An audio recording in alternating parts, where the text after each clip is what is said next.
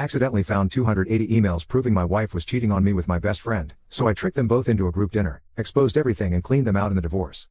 I, 34 male, met my wife, 33 female, 10 years ago at a small art gallery in the city. My best friend, let's call him Oliver, was an artist and he was showing a piece there. My wife was there with one of her friends and I approached her as soon as I saw her. I thought she was the most beautiful woman I'd ever seen and I had to be with her. My wife's friend, let's call her Mia, actually ended up going home with Oliver that night. Somehow Oliver and I ended up marrying best friends. We thought it was funny, but it was really perfect for all four of us. We went on double dates together all the time, we took trips together, and we even planned vacations together. The four of us were practically inseparable. My wife was a librarian, so she didn't have much opportunity to travel for work. However, I worked in advertising and I traveled often to film commercials.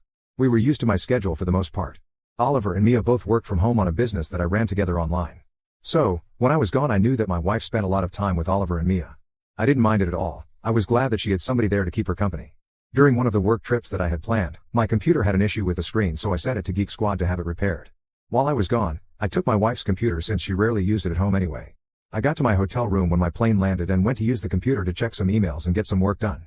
You can always tell when somebody clears a history on something. My wife didn't use the computer a lot, but I knew that she used it. There should have been histories of Christmas gifts she was planning on buying, bookstores, and her personal email accounts. However, the history was completely blank.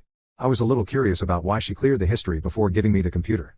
Granted, it was her personal computer and she probably looked things up that she didn't want me to know about.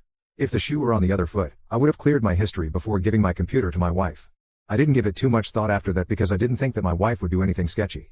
However, moments later I accidentally logged into her email using the saved information that she had instead of using my own. It sounds convenient, but it genuinely was an accident. I was so used to using my credentials that way that I just pressed OK without giving it a second thought.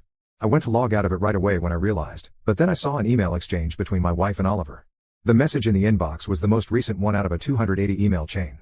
I knew that they were friends. All four of us were. But I had no idea that they were having private conversations with each other. It struck me as very odd. I clicked on it to see what it was, and I was completely broken by what I found. They were having an affair with each other. They were sending each other explicit videos and images through email and planning the times when they would be able to get together. I didn't read through all the messages, but I did look at some of the first ones that they sent to try and figure out when it started. The affair had been going on for 2 years. Anytime I was away from home, Oliver and my wife took that opportunity to be together. They slept together even when I wasn't on a working trip.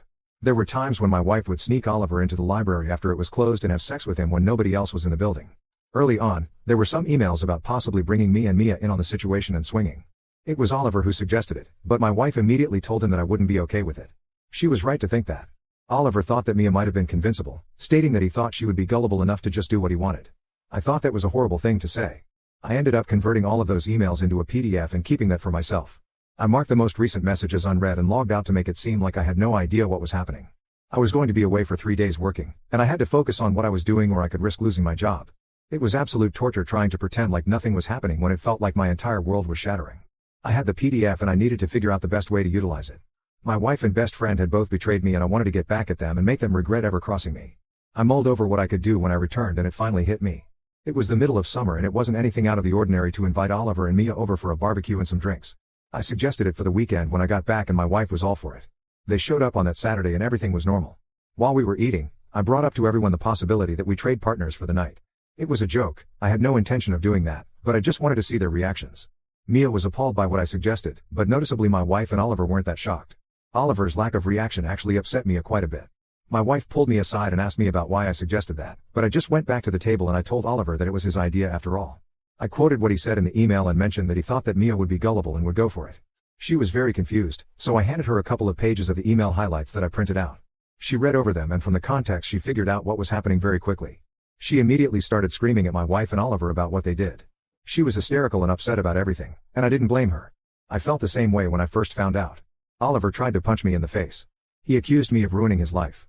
I didn't fight him. As much as I wanted to take my anger out on him, I knew that it would only lead to more drama. My wife tried to explain what was happening to me, but nothing she said helped her.